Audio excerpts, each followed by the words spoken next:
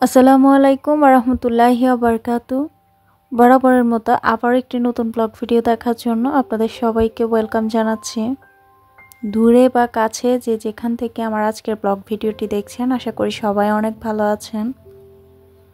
তো এটা ছিল 17 রমজানের সেহেরি। হুট করে দেখলাম ডিম সিদ্ধ করতে বসতে গিয়ে আর কি চলে গেছে গ্যাস। তো বলেন তো কি করা যায়। তো এরপরে আর কি আমার বাসায় সব সময় ছোটোখাটো বোতল থাকে, ওই যে ট্যুরে যাওয়ার জন্য যে চুলাগুলো থাকে আর কি, বা বোতল সহ নিয়ে যাওয়া হয়, তো সেগুলো তো অবশেষে সেগুলো দিয়ে কাজ চালিয়ে দিয়েছি। আর এই যে এপাশে কিছুদিন আগে আমার হাজব্যান্ড নিয়ে আসছিল হচ্ছে কোয়েল পাখি, 3টা খেয়ে ফেলেছে আর একটা ডিম পাড়ার জন্য রেখে দিয়েছে। তো যেটা ডিম পাড়ার জন্য রেখে দিয়েছে, ডিম খাবে সে আশায় পরে জানতে পারে এটা হচ্ছে ছেলে, মেয়ে না। হাসতে হাসতে তো তখন শেষ। তো আমরা তো চিনি না যে কোনটা ছেলে পাখি বা কোনটা মেয়ে পাখি, এগুলো তো চেনা যায় না, তাই না? তো পরবর্তীতে দোকানদার থেকে জিজ্ঞেস করেছিল, তো তখন বলছিল আর কি, কারণ এটা অনেক বেশি সাউন্ড করছিল। আর মূলত ডিম খাওয়ার আশায় না, সত্যি বলতে রাখা হয়েছিল হচ্ছে আমার ছেলের জন্য। ও একটু পাখিটাকে মানে পছন্দ করে, তো খেলার জন্য আর কি রেখেছিল। এই ছিল মূল কথা আর কি। আর এটা ছিল সেহেরির পরে। তো আমি কোয়েল পাখি কখনো উঠতে দেখিনি, তো এটাও আনছে, অনেক দিন হয়ে গেছে। পরবর্তীতে আমার হাজব্যান্ডকে বলছিলাম, তো ও আমাকে উড়ানো দেখাবে, সেজন্য কত চেষ্টা করছে একটু দেখেন। তো আমি হাসছিলাম, এটাকে গাড়ির উপরে তুলেছে উড়ার জন্য, এটা না উড়ে লাফ দিয়ে নেমে তারপরে আর কি দৌড়াচ্ছিল। তো পরবর্তীতে অবশেষে একটু করে উড়েছে, বাট অত বেশি না। তো পরে বলছিল আর কি যে এগুলো দেশি না, ফার্মের, সেজন্য নাকি মানে বেশি উড়ে না। আর এ পাশে তো দেখতেই পেলেন আমি আমার ছেলের জুতো পরে বের হয়ে গেছি। তো ঘুম ছিল, ও যদি দেখতো তাহলে কিন্তু অনেক মানে ঝগড়া করতো আমার সাথে। তো এ পাশে চলে আসলাম ইফতার তৈরি করতে। আর আজকে আপনাদের সাথে শেয়ার করব হচ্ছে ফালুদার রেসিপি। তো কে কীভাবে তৈরি করেন আমাকে অবশ্যই কমেন্ট করে জানাবেন। আর আমার এখানে একটা জিনিস গড়বড় হয়েছে, তো সেটা কি বলবো, আর অবশ্যই কমেন্ট করে জানাবেন আমাকে। যারা যারা এরকম প্যাকেট মানে ফালুদা বাসায় তৈরি করেন তাদের কথাই বলছি, যে আমার জিনিসটা ভুল হয়েছে নাকি ভালো পড়েনি, আমি আসলে সেটাই বুঝতে পারলাম না। তো যাই হোক, আমি ফালুদা তৈরি করার জন্য প্রথমে এদিকে জেলোগুলো তৈরি করে নিচ্ছি। এখানে 2 প্যাকেট দেখতে পাচ্ছেন দিয়েছি, 2 কালারের। এগুলো হচ্ছে ফালুদার সাথেই থাকে, গ্রিন আর হচ্ছে অরেঞ্জ। আর যেটা রেড কালার সেটা আমি আমার বাসার যে জেলোর প্যাকেট আছে সেটা দিয়েই তৈরি করে নিয়েছি।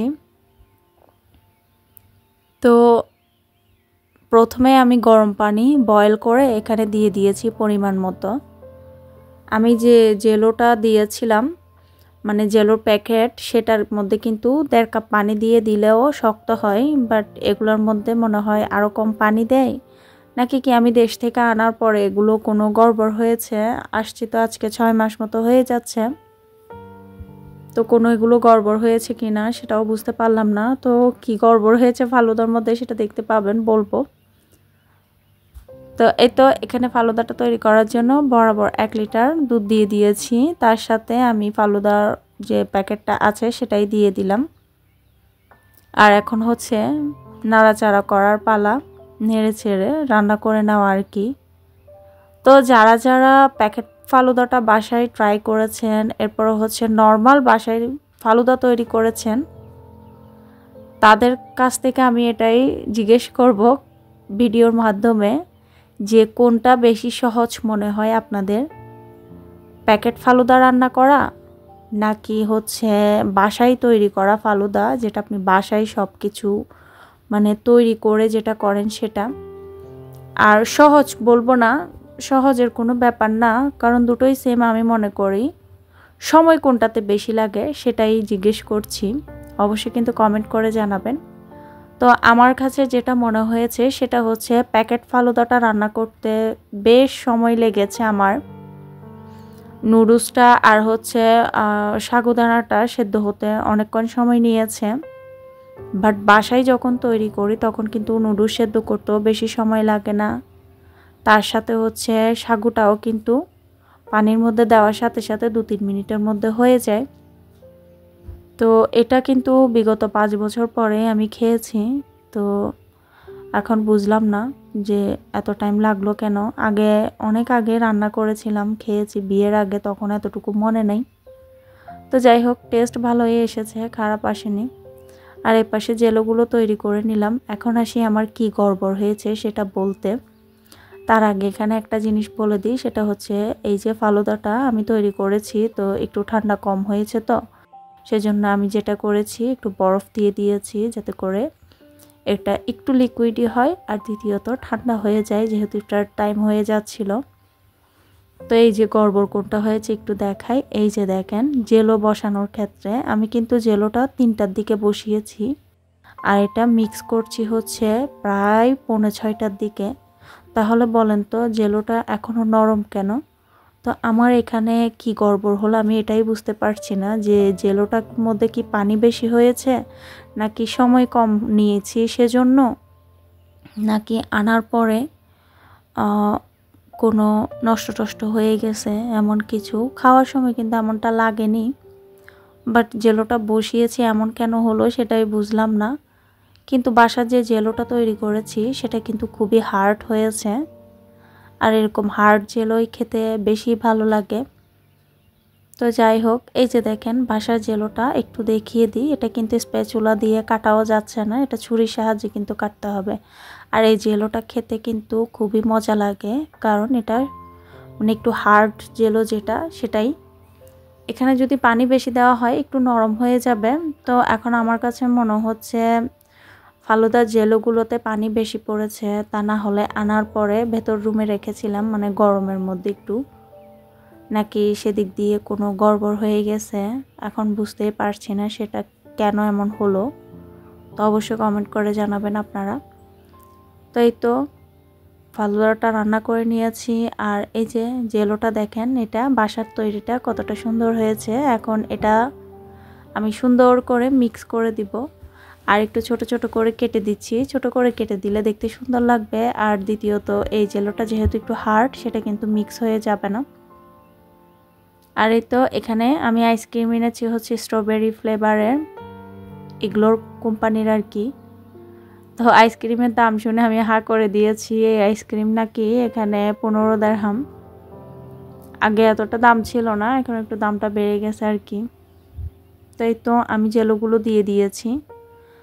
বাসার তো এটা কিন্তু মিক্স হয়ে যায়নি, যেটা ফালুদা ছিল সেটা কিন্তু একদম মিক্স হয়ে গেছে। তো কি আর করা, কিছুই করার নাই।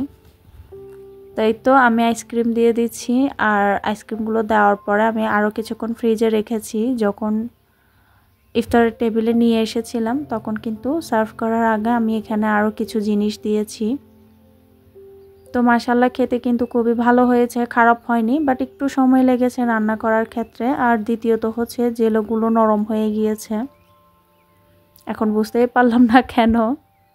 তো আপনারা যদি জানেন যে জেলোটা কেন নরম হলো অবশ্যই কিন্তু কমেন্ট বক্সে কমেন্ট করে জানাবেন। আর এই তো আমাদের ইফতার খুবই সিম্পল, দেখতেই পাচ্ছেন, দেখতেই পেয়েছিলেন আমি ফালুদার উপর আইসক্রিম দিয়েছি, তার উপরে আরও কিছুটা জেলো দিয়েছি, সাথে দিয়েছি রুয়াফজা। তো এই তো ডান। আর একটু উপরের দিকে আইসক্রিম দিয়েছিলাম আবারও।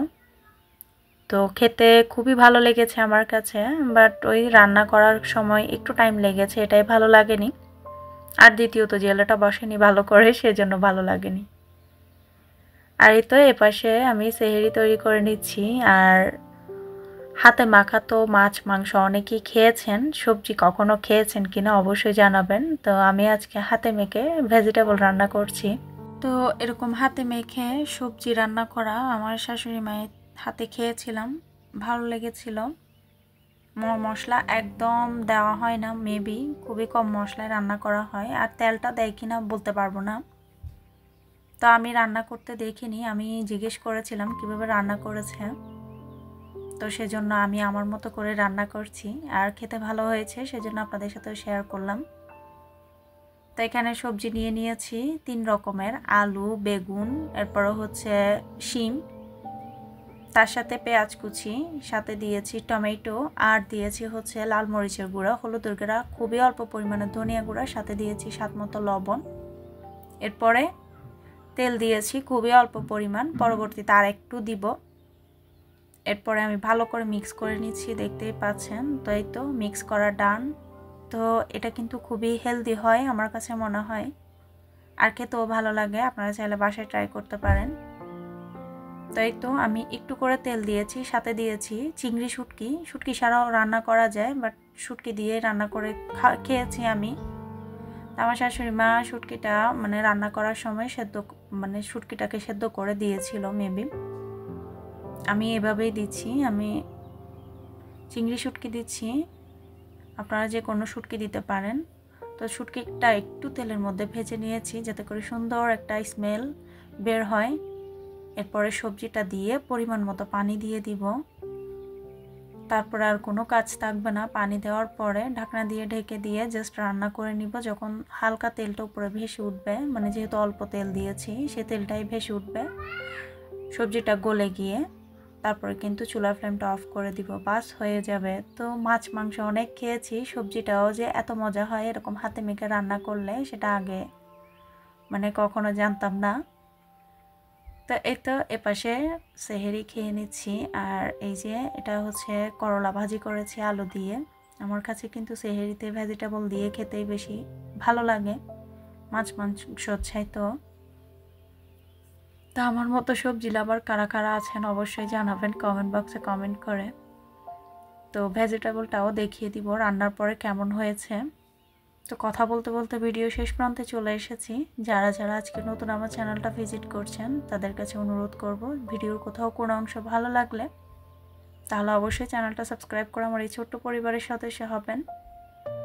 আর এই যে দেখেন সবজিটা কতটা সুন্দর হয়েছে।